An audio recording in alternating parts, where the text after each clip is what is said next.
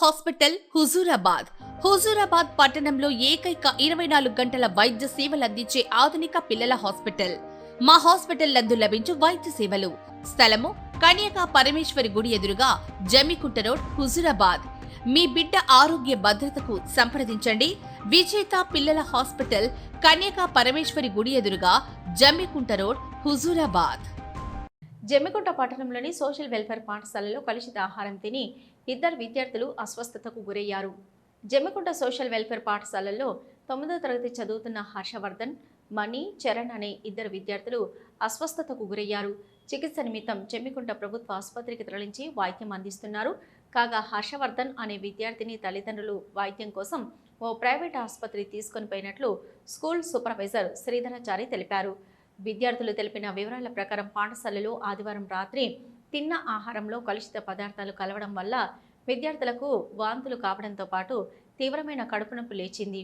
దీంతో విద్యార్థులను ప్రభుత్వ ఆసుపత్రికి తరలించి చికిత్స చేయిస్తున్నారు.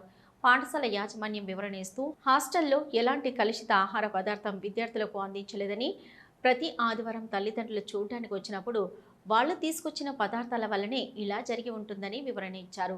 ఈ విషయం తెలుసుకుని మండల విద్యాధికారి హేమలత పాఠశాలను సందర్శించి విద్యార్థులను వివరాలు అడిగి తెలుసుకున్నారు. అదేవిధంగా ఆరోగ్య సిబ్బంది సైతం పాఠశాలకు చేరుకుని పాఠశాలలో విద్యార్థుల యొక్క ఆరోగ్య పరిస్థితి గురించి ఆరా తీయడంతో పాటు ఇంకా ఎవరైనా విద్యార్థులకు ఇబ్బందులు ఉంటే తెలియజేయాలని పేర్కొన్నారు.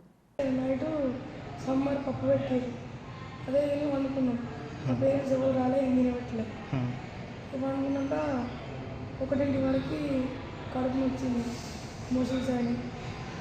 నైట్ ఇవాళ లేచిన తర్వాత గ్రౌండ్ సార్కి చెప్తే సార్ 2 గోళీలు ఇప్పించిండు. ఆయన కూడా తగ్గకపోతే ఇక్కడ తీసుకొచ్చింది